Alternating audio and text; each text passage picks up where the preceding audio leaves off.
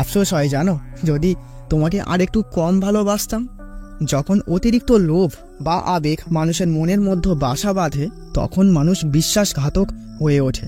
একবার ভেঙে গেলে যতই জোড়া লাগানো হোক না কেন, ওই দাগ এই সম্পর্ককে পূর্বের অবস্থায় আর কখনো কোনোদিনও ফেরাতে পারে না। তো গল্পের শুরুতেই দেখতে পাই টুম্পা নামে একটি মেয়ের মৃতদেহ গ্রামের একটি গাছের থেকে ঝুলন্ত অবস্থায় উদ্ধার করা হয়। তো এখানে গল্পের কিছু চরিত্রের একটু পরিচয় করিয়ে দেই।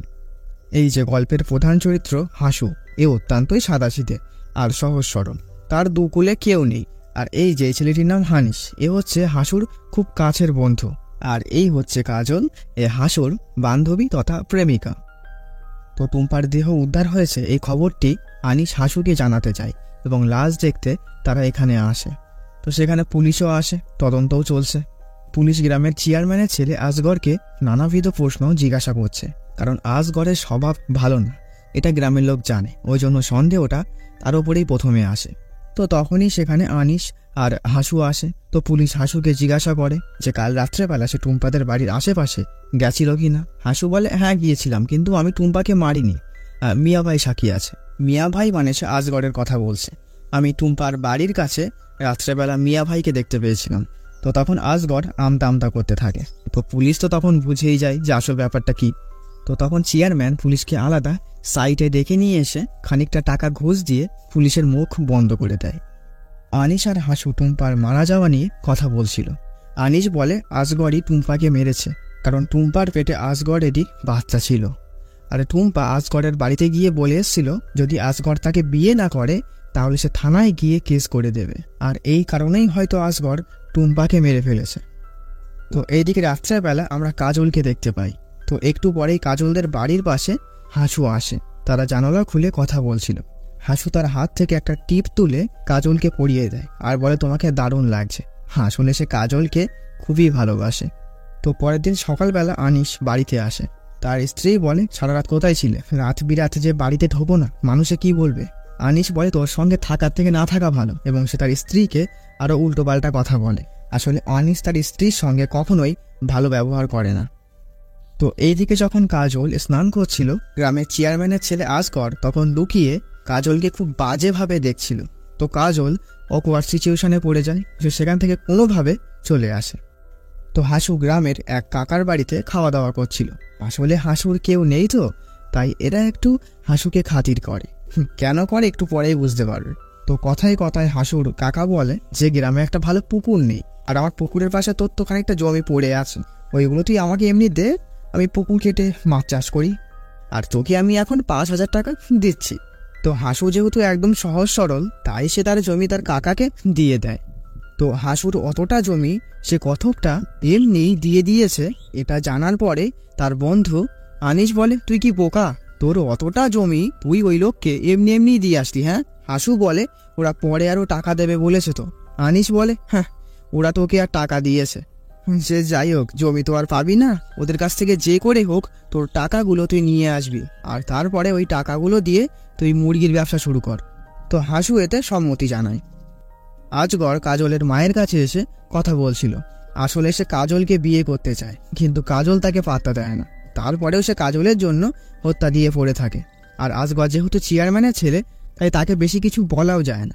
তো কাজলের মা আজগরকে বলে কাজল এখন পড়াশুনো করবে, ও বিয়ে করতে চায় না। তো এইবারে আজগর একেবারে থ্রেটই দিয়ে যায়।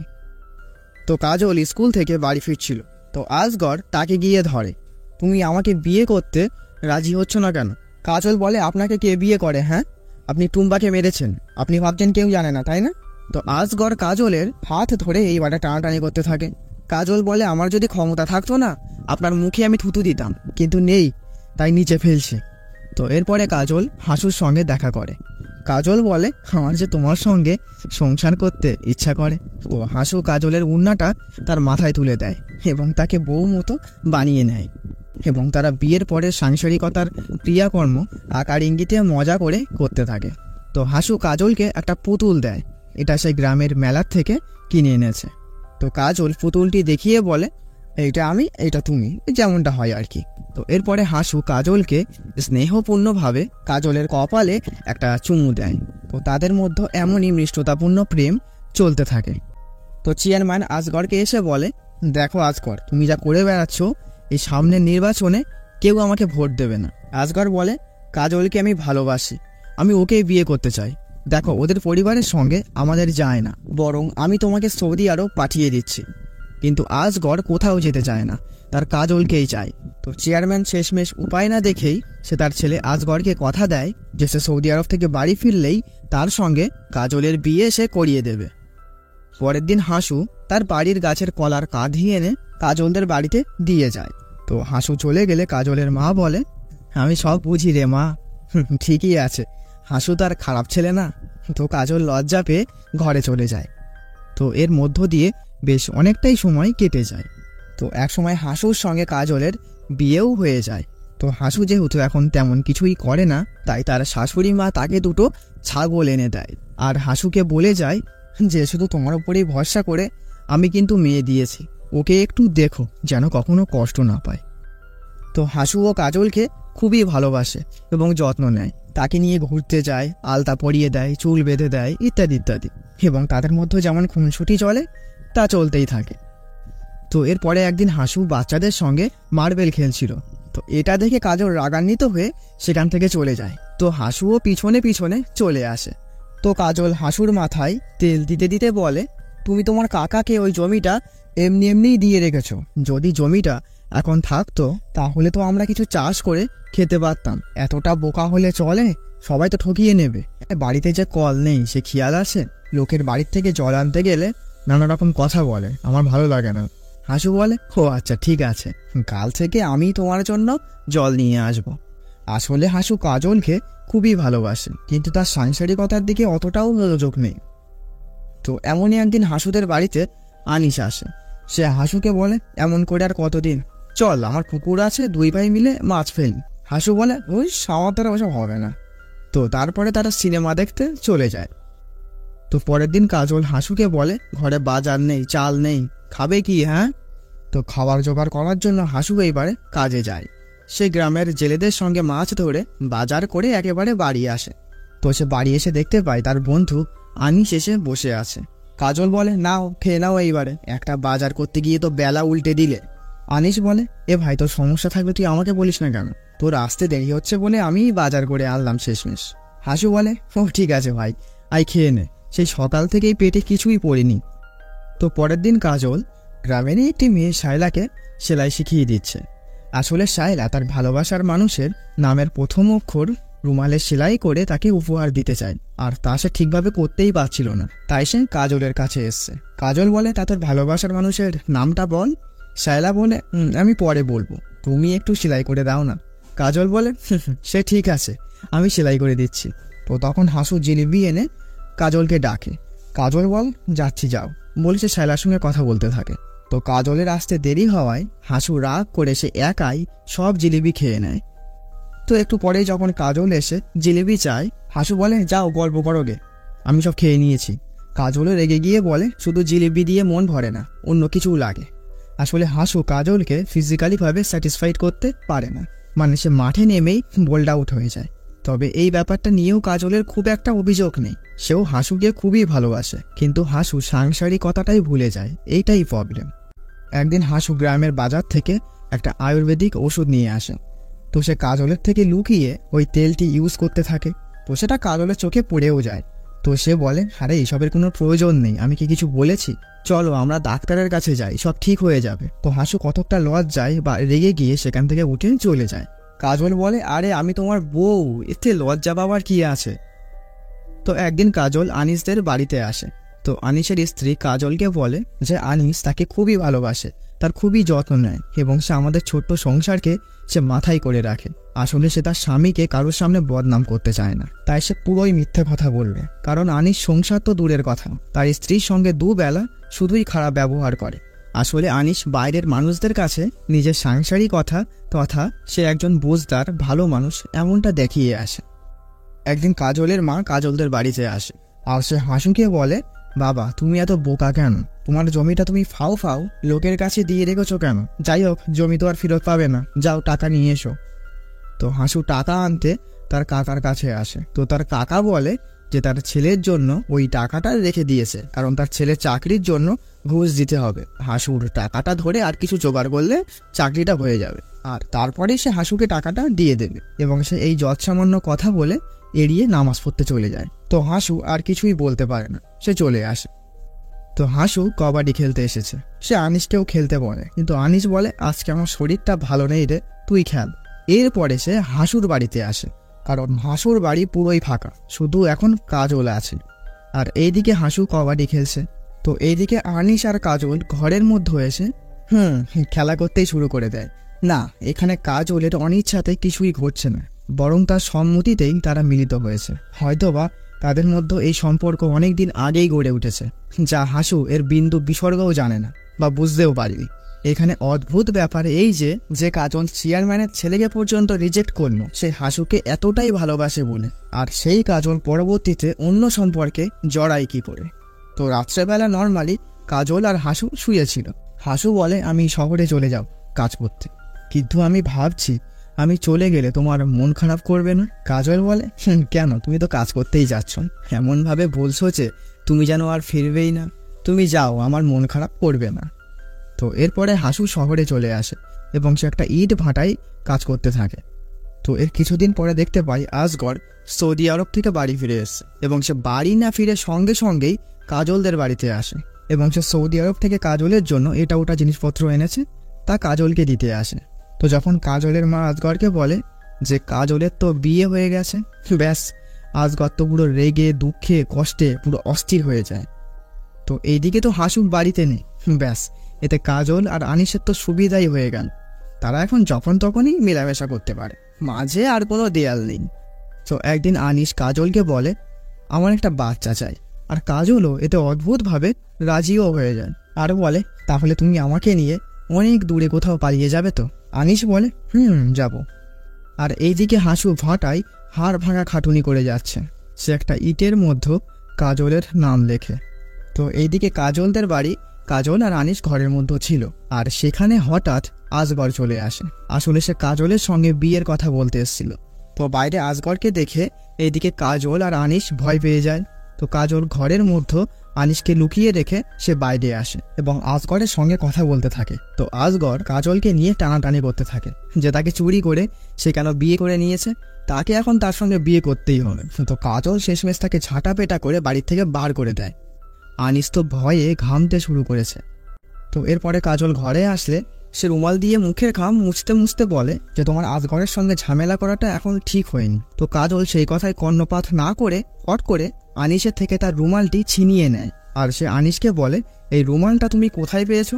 আনিস বলে ও এটা আমি তো ওই গ্রামের বাজার থেকে কিনেছি। কাজল বলে তুমি মিথ্যে বলো না, এই রুমালটা আমি বানিয়েছি, শাইলা তোমাকে এই রুমালটা দিয়েছে তাই না? আসলে সেই দিন কাজল শাইলাকে এই রুমালটাই বানিয়ে দিয়েছিল, শাইলা তার পছন্দের মানুষকে এটা গিফট করবে বলে।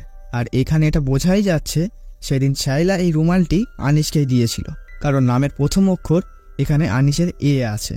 আর সব থেকে বড় প্রমাণ রুমালটি এখন আনিসের কাছেই আছে। তো কাজল আনিসকে বলে তুমি আর কতজনের কাছ থেকে এই রুমাল নিয়েছো বলো তো, আর কত মেয়ের এইভাবে সর্বনাশ করেছো আমার মতো? তো আনিস এইবারে কাজলকে মারতে ধরতে যায়। কাজল বলে আমি গ্রামে নালিশ ডাকবো, তোমার শাস্তি হওয়া চাই। আনিস বলে নালিশ ডেকে কি করবি? হ্যাঁ, তুই সবার সামনে বলতে পারবি যে তুই আমার সঙ্গে শুয়েছিস? পারবি বলতে? এইবারে কাজল কোনো উত্তর দিতে পারে না, সে এইবারে পাগলের মতো কাঁদতে থাকে। সে এখন উপলব্ধি করতে পারছে যে সে হাসুকে ঠকিয়ে কত বড় ভুল করে ফেলেছে। এদিকে আসগর বাড়িতে এসে তার বাবার সঙ্গে ঝগড়া বাঁধিয়ে দেয়, তাকে এখান থেকে সরিয়ে দিয়ে তাকে ঠকানো হয়েছে, এবং আসগর তার বাবা ও কাজলের ওপরে খুব ক্ষিপ্ত হয়ে থাকে। তো এইদিকে হাসুকে দেখতে পাই সে যে ইটটাই কাজলের নাম লিখেছিল সেটা নষ্ট হয়ে গেছে। তো সে সেটা ছুঁড়ে ফেলে দেয় আর বলে যে জিনিস যতই যত্ন করে রাখা হোক না কেন, সেটা যদি একবার নষ্ট হয়ে যায় সেটা সঙ্গে সঙ্গে ফেলে দেওয়াই উচিত, এই ব্যাপারটা একটু মনে রেখো। এইদিকে রাত্রেবেলা আনিস বাড়ি থেকে বেরিয়ে কোথাও একটা যায়, আর এইদিকে আসগরকে দেখতে পাই সে হাতে একটা দড়ি নিয়ে কোথাও একটা যাচ্ছে। তো এইদিকে কাজল রান্না করছিল, হঠাৎ কেউ একজন আসে, কাজল চমকে ওঠে। পরের দিন সকাল হয়, কাজলের মৃতদেহ গাছ থেকে ঝুলন্ত অবস্থায় উদ্ধার করা হয়। তো হাসুর কাছেও খবর পাঠানো হয় যে তার স্ত্রী মারা গেছে। তো তো সে গ্রামে এসে কাজলকে দেখে কান্নায় ভেঙে পড়ে, কারণ সে কাজলকে খুবই ভালোবাসতো। আর সে ছাড়া তার তো আর এই দুনিয়াতে কেউই ছিল না, সে এখন সম্পূর্ণই একা হয়ে পড়েছে।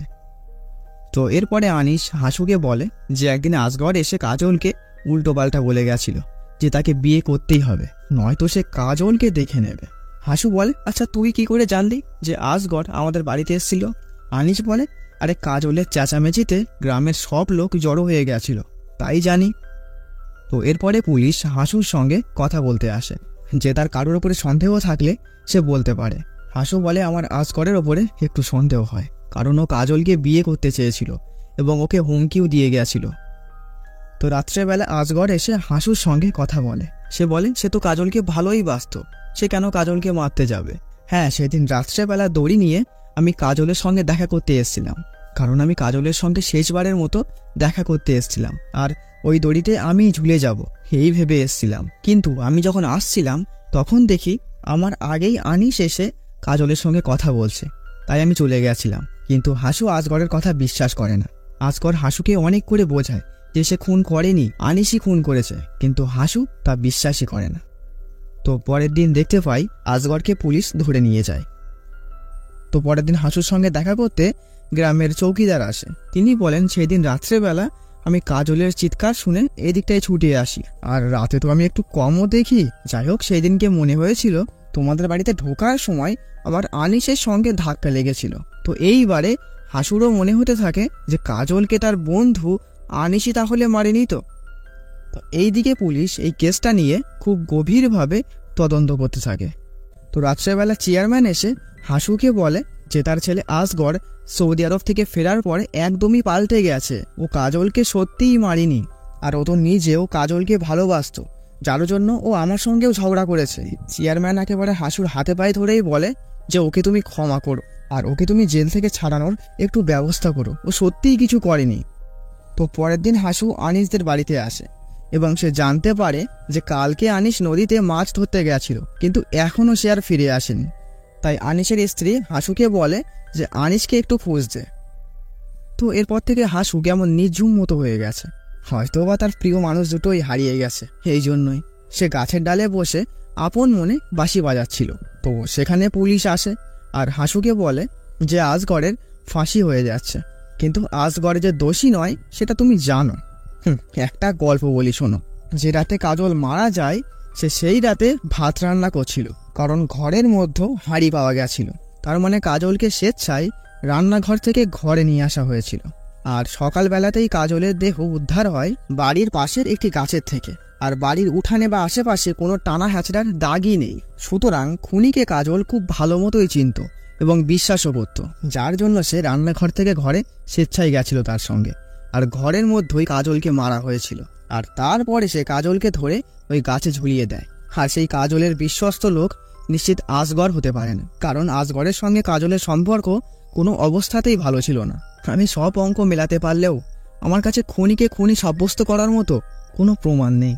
তো এইবারে সিন একটু ফ্ল্যাশব্যাকে যায়। যেই দিনকে হাসু কবাডি খেলছিল আর আনিস তার শরীর খারাপের বাহানা দিয়ে সেখান থেকে সে চলে এসেছিল এবং কাজলের সঙ্গে ওই ইঙ্কি বিঙ্কি করছিল।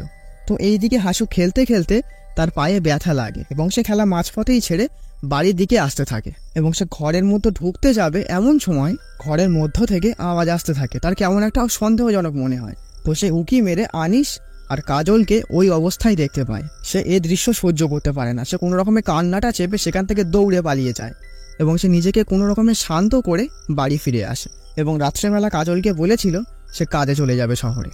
হাসু সবটা জেনেও কাজলকে 1%-এর জন্য বুঝতে দেয়নি সে সবটা জেনে ফেলেছে। আর সেদিন রাত্রেবেলা আনিস হাসুর সঙ্গেই মাছ ধরতে গেছিল, আর হাসু সুযোগ বুঝেই আনিসকে গামছা পেঁচিয়ে মেরে ফেলে। তো পুলিশটি হাসুকে বলে কাজল একা ছিল না, কাজলের পেটে বাচ্চাও ছিল। কাজল অবশ্যই দোষী মানছি, কিন্তু ওই বাচ্চাটার নিশ্চিত কোনো দোষ ছিল না। তো এই বাচ্চার ব্যাপারটা জানার পরে হাসু কতকটা কেঁদেই ফেলে। সে সত্যিই এমনটা চায়নি, সে শুধুই কাজলকেই শাস্তি দিতে চেয়েছিল। তো এইবারে সেদিন রাত্রেবেলা আসলে কি ঘটেছিল সেই ঘটনা দেখতে পাই। তো সেদিন রাত্রেবেলা কাজল রান্না করছিল, তো হঠাৎ সেখানে হাসু আসে। তো হাসু যেহেতু শহরে ছিল তাই হাসুকে আচমকা দেখে কাজল অবাক হয়ে গেছিল। তো হাসু কাজলকে বলে তোমার জন্য আমি একটা জিনিস এনেছি, আর ঘরে এসো তো একটু। তো কাজল স্বাভাবিকভাবেই ঘরের মধ্যে আসে। তো হাসু কাজলকে বলে, জানো ইট ভাটাতে অনেক কষ্ট, আমি আর সহ্য করতে পারি না। তো কাজল হাসুকে জড়িয়ে ধরে তাকে সান্ত্বনা দিতে থাকে, আর আচমকা হাসু একটা বালিশ নিয়ে কাজলের মুখে চেপে ধরে। কাজল যতক্ষণ না ছটফটানি বন্ধ করে ততক্ষণ হাসু কাজলের মুখে বালিশ চাপা দিয়েই রাখে। তারপরে সে কাজলের দেহটাকে গাছের ওপরে ঝুলিয়ে দেয়। এরপরে হাসু ওই রাত্রেবেলাতেই আবার শহরে চলে গেছিল। তো এইবারে আমরা হাসুকে দেখতে পাই সে নদীতে নেমে ভাসতে ভাসতে কোথাও চলে যাচ্ছে। সে যেন কতকটা এইভাবেই ভেসে চলে যেতে চায়, কারণ সে তো শুধুই ভালোবেসেছিল, বিশ্বাস করেছিল, আর সেখানে তার প্রিয় বন্ধু তথা তার জীবনসঙ্গী দুজনাই তাকে ঠকালো। আর প্রতিশোধ নিতে গিয়ে সে পিশাচ হয়ে উঠেছে, তাই সে প্রকৃতির কোলে নিজেকে সঁপে দিয়েছে। তার বিচারটা না হয় সেই করবে।